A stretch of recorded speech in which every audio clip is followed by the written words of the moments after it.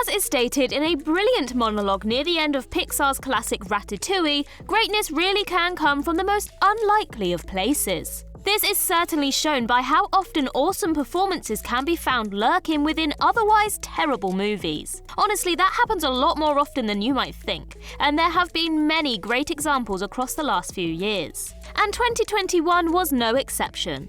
Once again, the year featured many awesome film performances that shone brightly in otherwise disappointing films. With that in mind then, I'm Ellie with What Culture, and here are 10 awesome performances in otherwise disappointing 2021 movies. Number 10. Dave Bautista in Army of the Dead. Army of the Dead is one of the worst films of the year. An overlong, woefully misjudged and atrociously written misfire, with one of the most infuriating stories in any recent horror film.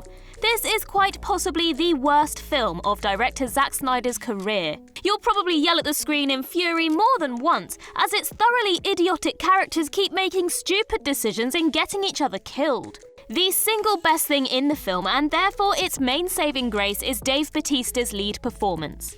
He's proven himself a charismatic film star on many other occasions, such as in the Guardians of the Galaxy films and in the James Bond flick Spectre. And in the lead role of Scott Ward, he once again gave a badass, thoroughly entertaining performance that's so much more charming than anything else in the film. Better still, this role also pushes Bautista as a performer, since he's required to actually do a bit of emotional acting. And believe it or not, he handles these moments very well too, making this a very well-rounded performance and one of his finest to date. It's just a shame it wasn't in a better movie. Number 9. Millicent Simmons and Cillian Murphy in A Quiet Place Part 2. This okay but underwhelming horror sequel will probably leave most viewers at least a little disappointed, and one of its biggest issues is that it wastes most of the cast. Emily Blunt and Noah Jupe don't get nearly enough to do, while Jaimin Hunsu and Scoot McNairy are wasted on tiny parts. In the end, this movie is basically the Cillian Murphy and Millicent Simmons show, since those are the only two characters who get much to do. But that's not a bad thing. As frustrating as the sidelining of the actors was, spending the film with Murphy and Simmons is still a pleasure.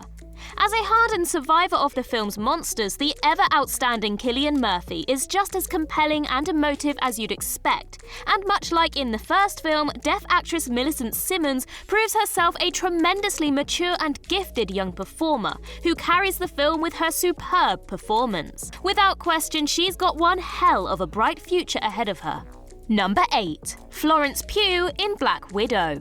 Black Widow was a film that disappointed critics and MCU fans alike, and this wasn't surprising. It was a thoroughly unsatisfying sort of prequel that came out several years too late, and failed to come together as a story or give Black Widow herself the send-off she deserved. Still, there was one thing that everyone loved: Florence Pugh's Yelena Belova.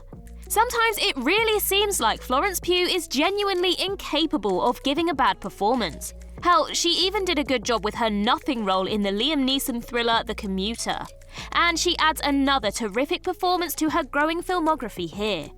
With bucket loads of charisma, bang-on comedic timing, an excellent handling of the character's emotional moments, and a very solid Russian accent, Florence Pugh takes what is, on paper, a pretty standard and forgettable quip machine and turns her into a lovable, endlessly engaging action heroine, who's easily the best character in the movie.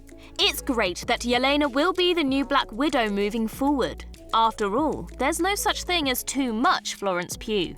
Number 7. Patrick Wilson and Vera Farmiga in The Conjuring: The Devil Made Me Do It.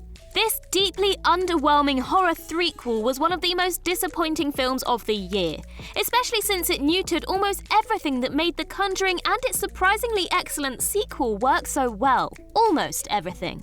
As much of a dispiriting letdown as the film was in the script and scares department, it was at least headlined by the terrific pairing of Vera Farmiga and Patrick Wilson, who play Ed and Lorraine Warren.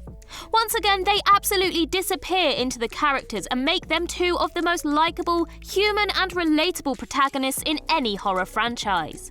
Their chemistry together is similarly on point, and this film sees them reaffirm themselves as, let's be honest, one of the finest power couples in horror cinema. So yes, The Conjuring 3 still sucks overall, but these two at least made it semi-watchable, so that's something. Number 6. Hugh Jackman in Reminiscence.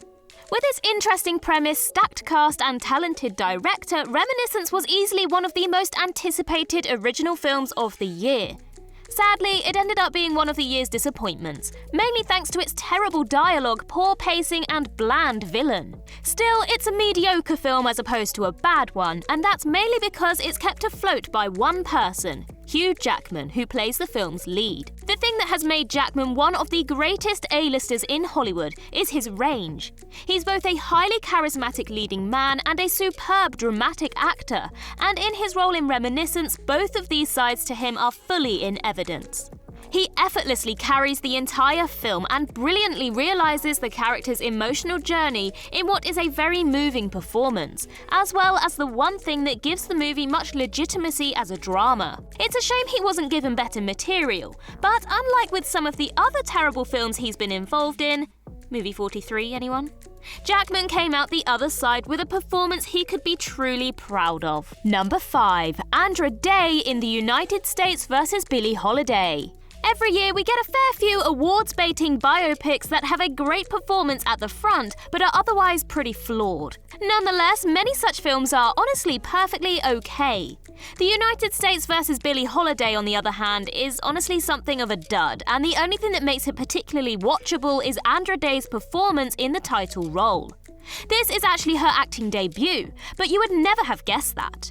Day performs the role of the legendary jazz singer with all the verve and confidence of an acting veteran and radiates charisma from the off. More importantly still, she does a terrific job with the film's dramatic moments and represents the lows of a troubled life in a truly heartfelt way. The fact that Day did so well while having to contend with the restraints of bland writing and flat TV movie-like directing only makes her work even more impressive, and in the end, she is the only thing that lends this movie any dramatic weight at all. Therefore, weak as the movie was, it was difficult to complain about Day being nominated for Best Actress at the Oscars. Number 4. Jennifer Hudson in Respect. Jennifer Hudson's performance as the legendary soul singer Aretha Franklin in Respect is yet another excellent performance lost in yet another pedestrian biopic. Respect certainly has its merits. Remember, disappointing doesn't mean bad, but given how great an artist it's covering and given how long it had been delayed thanks to the pandemic,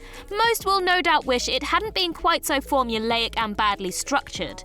Still, Jennifer Hudson shines brightly in the lead role. Not only is she a phenomenal singer who really does justice to Aretha Franklin's legendary vocal talents in the music sequence, but she also does a wonderful job with the acting side of things and depicts the highs and lows of Aretha Franklin's life with depth and nuance. This is very much a case where a film was elevated by its lead performer, since Hudson really is the beating heart and soul of the film. It's no wonder Franklin herself, who had been involved in the development of this biopic prior to her death, wanted Hudson to play her.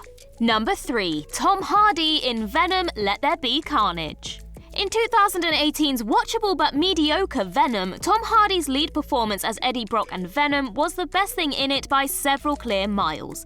And in this very slightly better sequel, he's once again the film's greatest asset by far. Hardy's fiendishly entertaining lead performance is a superb comedic turn that reaffirms Tom Hardy as a master of physical acting and also sees him nailing exactly the right vibe. He fully captures the silly OTT tone that has made these deeply flawed Venom movies at least watchable. And honestly, Hardy is so many leagues ahead of every other element in the film that it ain't even funny. More than anything else though, Tom Hardy's absolutely hilarious work suggests that he really should think about dabbling in comedy a bit more. Number 2. Brian Tyree Henry in Eternals. Eternals, the bitterly disappointing 26th film in the Marvel Cinematic Universe, assembled a fantastic cast.